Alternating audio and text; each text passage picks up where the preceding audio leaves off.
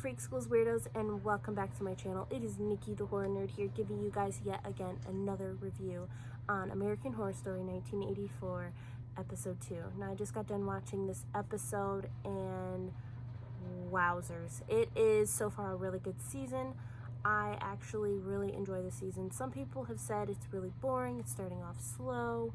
I actually really enjoy this season, and before I go on, I just want to say there will be probably some spoilers in this video, so if you do not like spoilers, please exit out. This is your warning. Back to what I was saying. I really enjoyed this episode because we got to see some more character development with a few of our characters. One character being Brooke Thompson. Brooke Thompson, we got to see a little bit about, from her past. We got to see her getting married to a man, and the man had trust issues, and he ended up shooting one of his family members in the head at their wedding reception. Crazy. That was really unexpected. But he ends up shooting one of his family members in the head because he's suspicious that his family member and Brooke are having an affair, and he ends up shooting himself in the head. And talk about crazy. This girl has been through more than what I thought she's been through. She witnessed that, so I understand where her paranoia is coming from. A lot of people might be getting like aggravated with her paranoia in the show, but it really explains why she is the way she is and why she's so paranoid about things. I mean, who wouldn't be paranoid if a crazy man broke into your apartment and threatened to kill you? Speaking of that man, Richard Ramirez is the one that broke into her apartment and threatened to kill her and everything. But anyway, we got to see also some character development within his character, and we got to see a little bit about his childhood, how he grew up. He believes he is the way he is because his mom worked in a boot factory and was sniffing in all the fumes. He got hit in the head by a swing and suffered from seizures. And he had a crazy uncle that liked to show him really disturbing pictures of him killing women or something like that. I think I got that right. But anyway, yes, it just basically shows a little bit more about those two characters. I believe those are the... No, we also got to see some more character development within Xavier, because I believe in this episode, man, from episode 1, we heard a man on his voicemail machine threatening him in a way.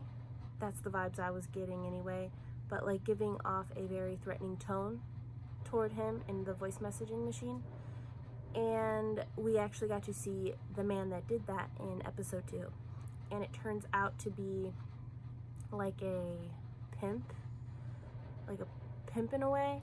I don't know how to describe that, like a manager when it comes to Xavier being a actor in gay porn. But we get to see his struggles. It turns out, from what it sounds like, he was a heroin addict, and this crazy guy picked him up off the streets and got him into gay porn for money. And Xavier doesn't want to do that anymore. He wants to live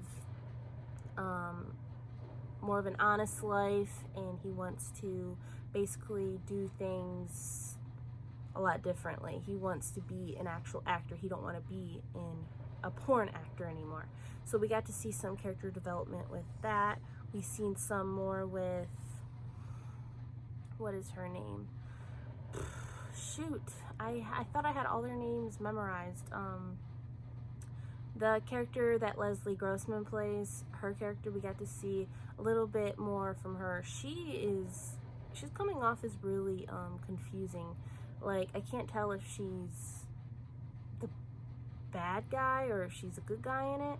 She ends up talking to Richard Ramirez in it and convincing him. It seems like she was like being very manipulative I don't know if anybody else was getting those same vibes, but I was definitely sensing some manipulation going on when she was talking to Richard Ramirez about protecting the camp from Mr. Jingles, and how she was using God as a excuse to do things bad. Like, you could use God to do things bad.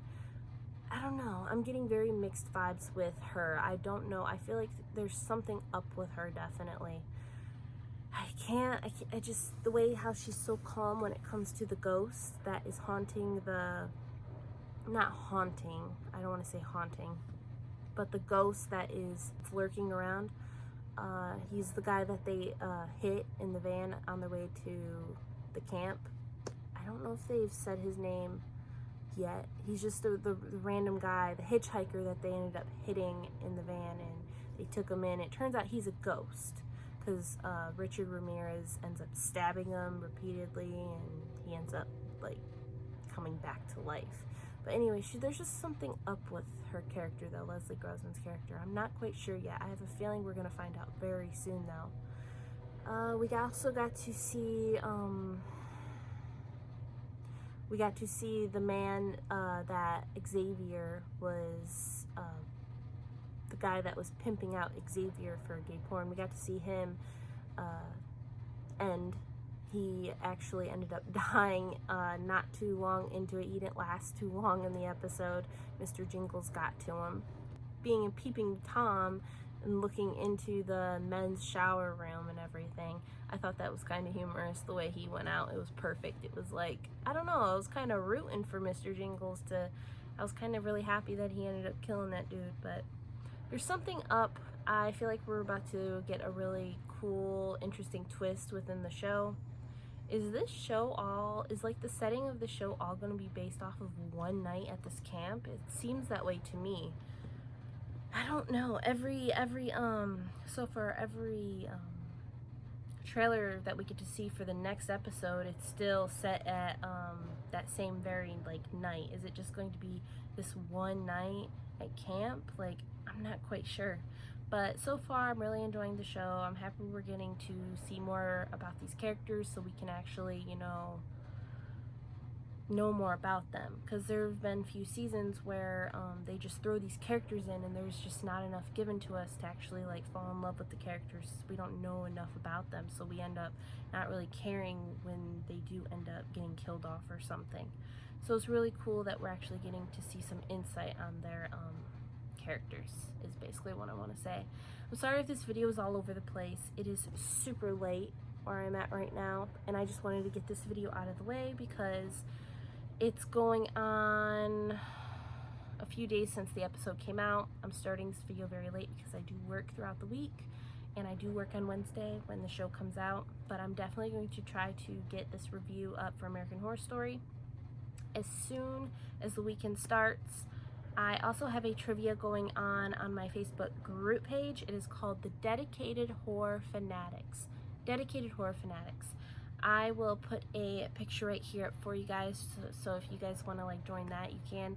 But there is a trivia going on right now, and every weekend there will be a different round. We already completed round 1, and that was Friday the 13th, and round 2 starts this weekend, either Sunday or Monday. I'll put up a notification to let everybody know a day in advance when exactly it's going to be. But this second round is going to be based off of the Pumpkinhead franchise. And Halloween night is when the trivia event ends, and whoever ends up getting the most points on these live trivia rounds, I'm going to add them all up, whoever gets the most points by Halloween night will receive a prize from Zobi Productions, and I cannot wait to see who all wants to participate and do that. I mean, we had a pretty good amount of people that participated for round 1. Can't wait to see who wants to participate for round 2. So definitely go check that out if you want to participate and enjoy the trivia, because it's all for fun. So yeah, definitely think about it. And yeah, I'm gonna end this video here because I'm really tired. Sun's starting to come up, and I just wanted to get this video out of the way. But you all have a great night. Comment below your favorite characters in American Horror Story 1984, and like this video if you liked it, and please subscribe if you want to keep up with me in my crazy adventure with everything horror related.